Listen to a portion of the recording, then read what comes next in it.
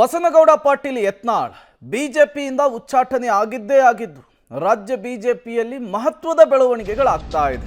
ಈ ಬೆಳವಣಿಗೆಗಳ ಕುರಿತು ಎರಡೆರಡು ರಿಪೋರ್ಟ್ ವರಿಷ್ಠರ ಕೈ ಸೇರಿದೆಯಂತೆ. ಬಿಜೆಪಿ ವಿದ್ಯಮಾನಗಳ ಬಗ್ಗೆ ಹೈಕಮಾಂಡ್ಗೆ ಡಬಲ್ ರಿಪೋರ್ಟ್. ಯತ್ನಾಳ್ ಮೀಟಿಂಗ್, ಉಚ್ಚಾಟನೆ, ಅದರ ಇಂಪ್ಯಾಕ್ಟ್ ಬಗ್ಗೆ ವರದಿಯನ್ನು ಪಡೆದಿದ್ದಾರಂತೆ ವರಿಷ್ಠರು. ಯತ್ನಾಳ್ ಉಚ್ಚಾಟನೆಯ ಬಳಿಕವೂ ಕೂಡ ರೆಬಲ್ಸ್ ತಂಡದಿಂದ ಮೀಟಿಂಗ್ ಆಗಿದೆ. ದೆಹಲಿ ಬಿಜೆಪಿ ನಾಯಕರಿಗೆ ರಾಜ್ಯ ಬಿಜೆಪಿಯಿಂದ ವರದಿ ರವಾನೆಯಾಗಿದೆ.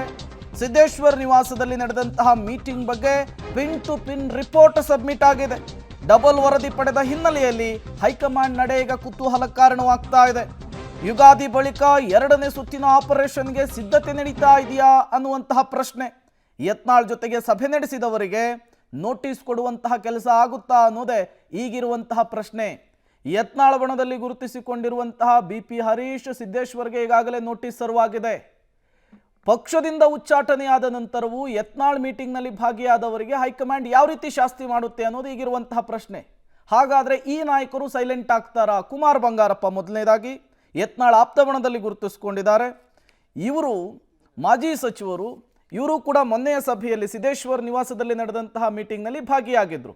ರಮೇಶ್ ಜಾರಕಿಹೊಳಿ, ಗೋಕಾಕ್ ವಿಧಾನಸಭಾ ಕ್ಷೇತ್ರದ ಶಾಸಕರು, ಮಾಜಿ ಸಚಿವರು ಯತ್ನಾಳ್ ಆಪ್ತಬಣದಲ್ಲಿ ಗುರುತಿಸಿಕೊಂಡಿದ್ದಾರೆ. ಸಿದ್ದೇಶ್ವರ್ನ ನಿವಾಸದಲ್ಲಿ ನಡೆದಂತಹ ಮೀಟಿಂಗ್ನಲ್ಲಿ ಇವರೇ ನೇತೃತ್ವ ವಹಿಸಿಕೊಂಡಿದ್ರು.